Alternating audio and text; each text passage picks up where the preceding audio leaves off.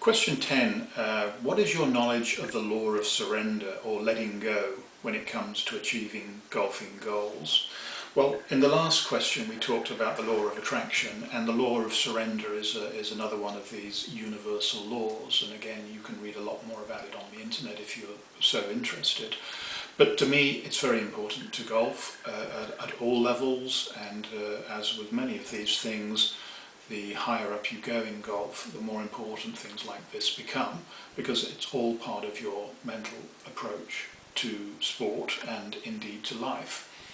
Now, we probably experienced, all of us, the law of surrender or letting go, as golfers talk about it, when we've been out in a medal and we've probably shot a bad score on one of the first holes in the card, and we think, oh, well, the score's gone, I may as well just relax and try and enjoy myself the rest of the day. And guess what?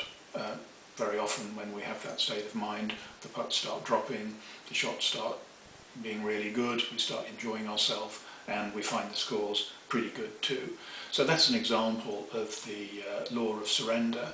But talking about it in more psychological terms, as we've mentioned in many of the other questions, it's again got to do with the left brain and the right brain. And once again, I repeat, the centre of great golf, the home of great golf, is the right brain.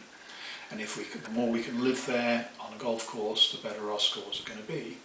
Now, that's easier said than done, as with all of these things, but you know, a golf round can take 5 hours or more now, which is a very long time for people to concentrate.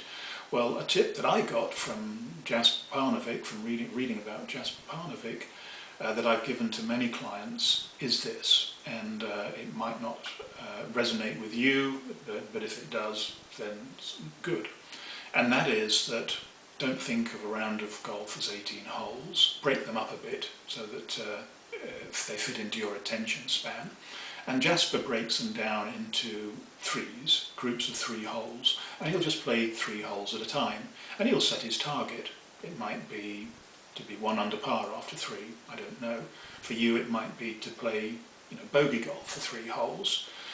But once those 3 holes are over, they're over. It's like a set in tennis, and you have to move on to the next set, the next 3, and see how you get on there.